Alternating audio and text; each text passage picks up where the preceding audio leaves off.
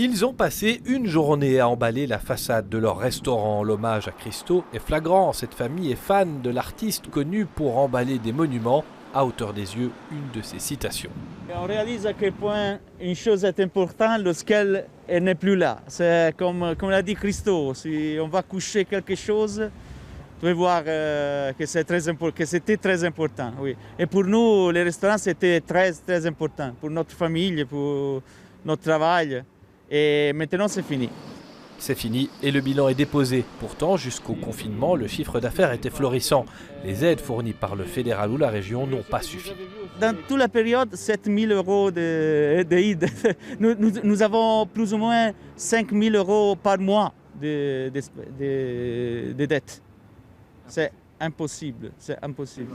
Et ils sont loin d'être seuls. Si certains frais sont suspendus, les loyers pèsent notamment très lourd. Les fédérations reçoivent beaucoup d'appels à l'aide. Alors énormément qui ne savent plus, qui sont découragés, qui n'ont pas trouvé d'accord avec le propriétaire, ou le propriétaire ne veut pas faire d'efforts, et ils ne savent pas payer des loyers aussi importants dans le centre-ville ou dans le quartier européen sans revenus. C'est juste pas possible. Ou bien ils doivent commencer à tout vendre leur patrimoine privé.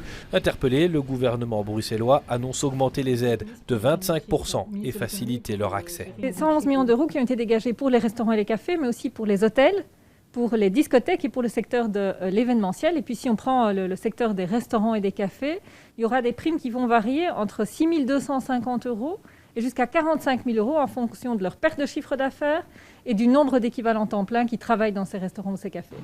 À Bruxelles, une mesure spécifique loyer existe également, un prêt à bas prix pour les indépendants en difficulté, mais elle est à ce stade peu demandée.